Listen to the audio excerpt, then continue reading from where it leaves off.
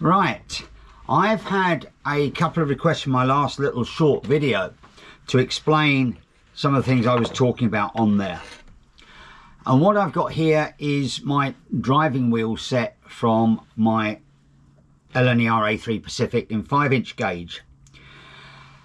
Now what I've actually done, because as this is a 3-cylinder locomotive and the centre cylinder is not dead in line with the other two, rather than having 120-degree intervals, it actually has, I think it's 117 and 127 away. So it sort of skips around. So I needed to actually make sure everything was in the right place.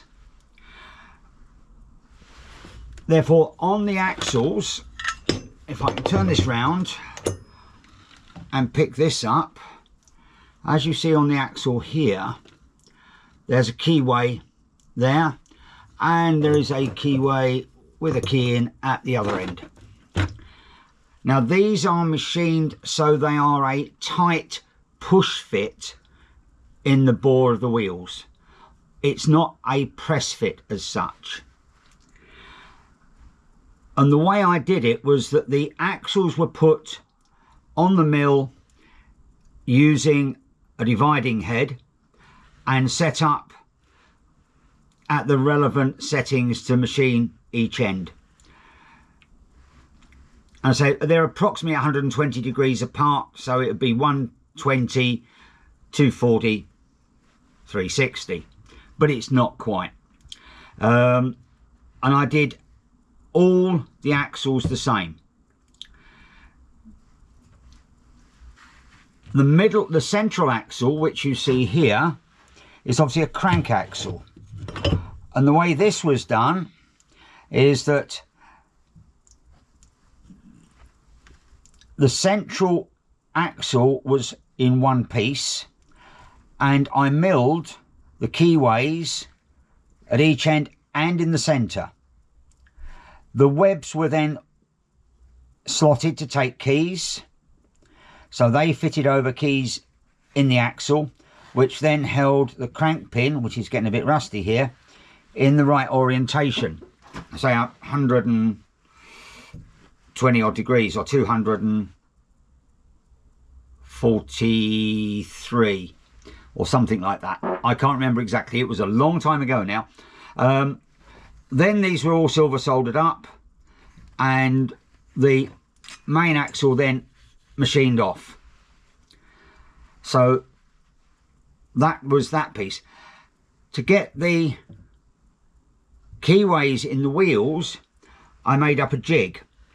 In fact, this jig was multi-use. First part was to use it as a drilling jig for the webs. So that will go in there. You could fit the wheels over there and that will sit down inside. You then put a peg through that would hold the wheels in the correct position. Move them round so that the web fits over the hole and drill through. And I could do that on all 6 wheels. I could then come back to here, put a peg in there that would locate into the hole in the web. That meant that was in the correct orientation. And then this goes into the hole in the bottom there, but also into the centre of the wheel. And as you can see, that's slotted there, and that enabled me, and I used a thin slotting tool in the vertical head on the milling machine and just used it as a vertical slotter. I couldn't do it on the shaper I have because there just wasn't going to be the room. And also I wanted the hole to be blind at the end here so that you can't see the keyway from the outside. So that's how that was done. I've been asked also about taking these wheels off. And the simple answer is I made my own little puller. Piece of basically scrap steel bar that I had from another little project. It's an offcut from the end of my sign table. I fitted, I'll put that down a second. If I take this out like that, I turn that wheel up on end.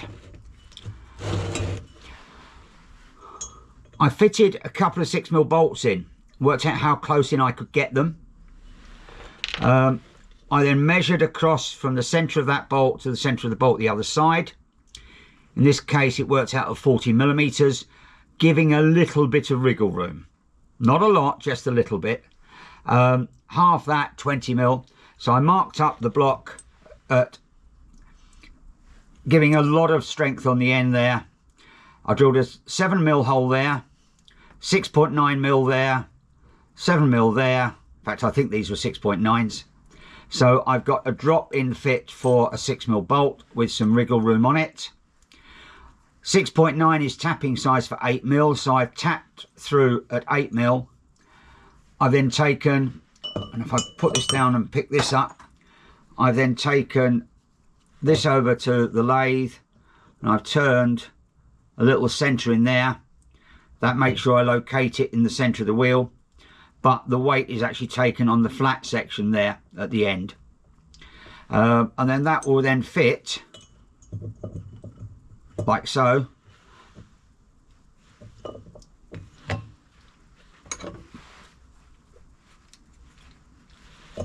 And if I undo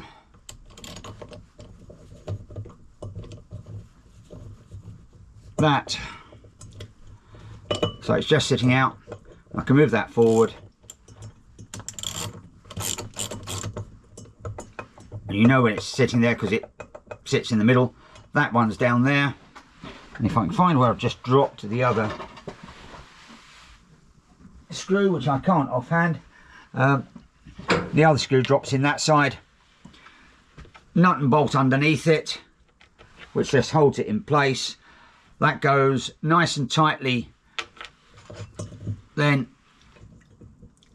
underneath, and then all I do, or all I did, was then tightened that up with this, and it pulls it off.